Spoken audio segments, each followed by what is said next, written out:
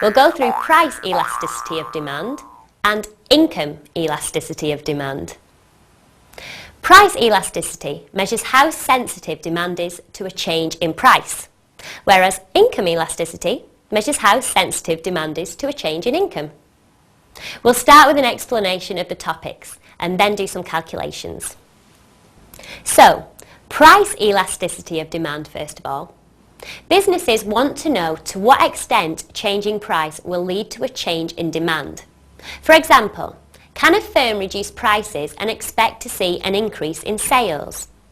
Demand can either be price elastic or price inelastic.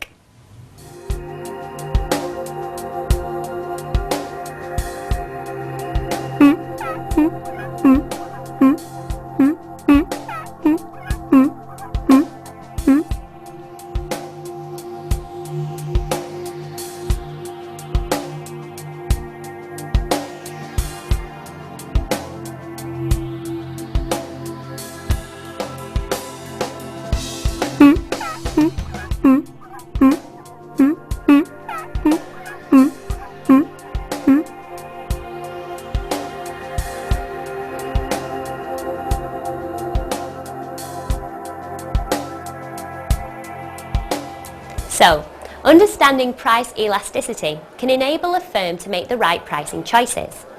Although it's often felt that inelastic demand is better, it does mean that firms don't then have the advantage of being able to really increase sales via price cuts.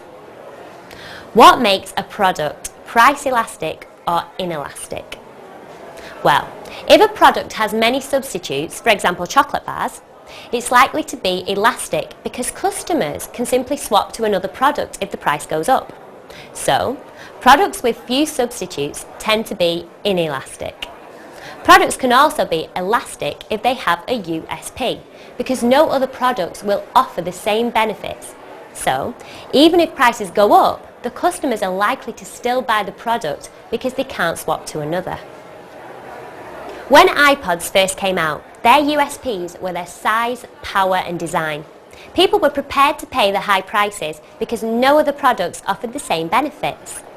This made them less sensitive to price changes.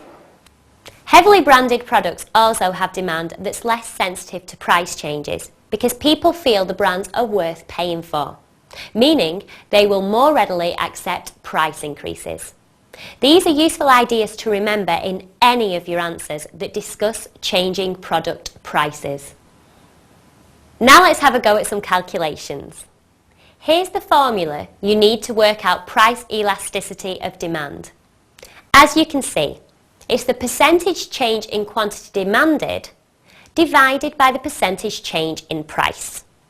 Most students remember this formula but forget how to calculate percentage change.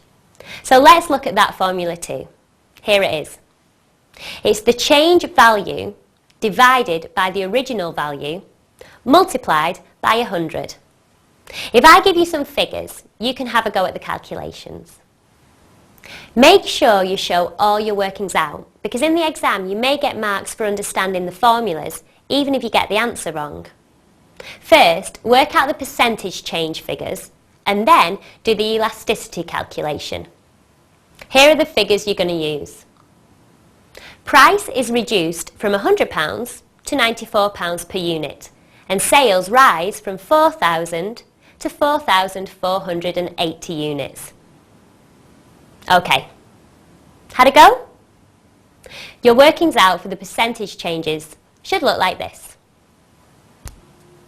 First of all, for price, 6, which is the difference between £94 and £100, divided by 100, which is the original value or figure multiplied by 100.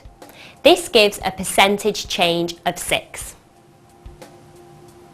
For demand, the change value is 480 because it's the difference between 4,000 and 4,480 divided by the original value of 4,000 multiplied by 100, which gives an answer of 12%. This now gives us the figures for the elasticity calculation. So, it's the percentage change in quantity demanded divided by the percentage change in price. Our percentage change in quantity demanded was 12, so that goes on top. And our percentage change in price was 6, so that goes underneath. 12 divided by 6 is 2, which is our answer. Remember, a figure of 1 or more is elastic, so our answer of 2 means that demand for the product is price elastic, and the percentage change in demand is greater than the percentage change in price.